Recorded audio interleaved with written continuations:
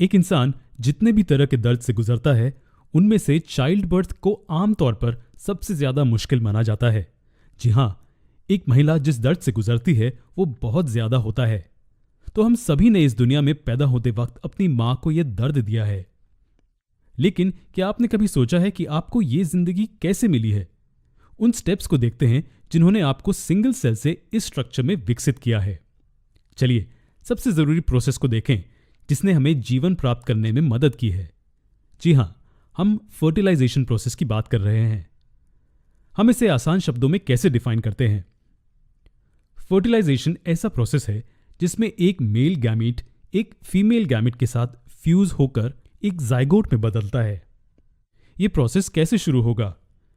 जब बहुत सारे स्पर्म्स में से एक स्पर्म एग सेल में पेनिट्रेट करता है तो एग कुछ केमिकल्स को रिलीज करते हैं। ये केमिकल्स ये निश्चित करते हैं कि अब और कोई स्पर्म इस एग में पेनिट्रेट ना करें।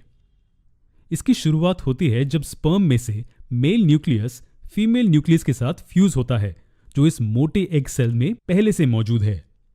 फ्यूजन एक कैस्केड रिएक्शन को शुरू करता है जो आगे जाकर कई सेल को डिवाइड करता है। ये सेल्स लगातार डिवाइड होते हुए एक एम्ब्रियो का रूप लेते हैं जो आगे एक ऑर्गेनिज्म में विकसित होता है। क्या ये फर्टिलाइजेशन प्रोसेस सभी ऑर्गेनिजम्स में एक समान होता है? इस सवाल का जवाब देने के लिए हमें दो फैक्ट्स को ध्यान में रखना होगा।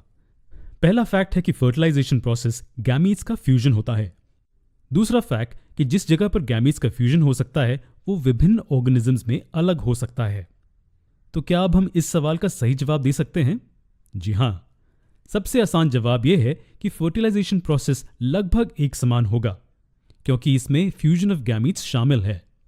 हालांकि जानवरों में फर्टिलाइजेशन का स्थान अलग हो सकता है। एग्जाम्पल के तौर पर इंसानों में मां के शरीर के अंदर शिशु बढ़ता है, मगर क्या आपने मेंढकों के बच्चों को देखा है? वो इंसानों की तरह फीमेल मेंढकों के शरीर के अंदर से पैदा नहीं होते हैं। इससे हमें फर्टिलाइजेशन की विविध प्रकार का पता चलता है। पहले एग्जाम्पल में फर्टिलाइजेशन फीमेल बॉडी के अंदर होता है, इसलिए इसे इंटरनल फर्टिलाइजेशन कहते हैं। इस केस में मेल बॉडी से स्पर्म फीमेल रिप्रोडक्टिव ट्रैक्ट में प्रवेश करता है और फैलोपियन ट्यूब तक पहुंचता है जहां पर एग सेल मौजूद होता है। दोनों का फ्यूजन फर्टिलाइजेशन प्रोसेस को उसके शरीर के अंदर पूरा करता है। मैमल्स जैसे भी हायर एनिमल्स इस तरह के फर्टिलाइजेशन दर्शाते हैं। क्या आप अब अगले प्रकार का अंदाजा लगा सकते हैं? जी हां, ये एक्सटर्नल फर्टिलाइजेशन होगा। इस प्रोसेस में फीमेल बॉडी के बाहर गैमीट्स का फ्यूजन होगा। इस कैटेगरी का एक एग्जाम्पल मेंढक है।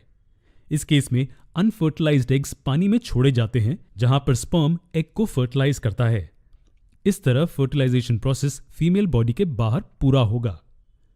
मछली और कई एक्वाटिक जानवर इस तरह के फर्टिलाइजेशन को दर्शाते हैं।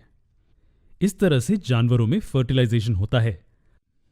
अब सबसे जरूरी बात जानने की यह है कि एम्ब्रियो कैसे डेवलप होता है। इस जरूरी प्रोसेस को जानने के लिए हमारा अगला वीडियो देखें।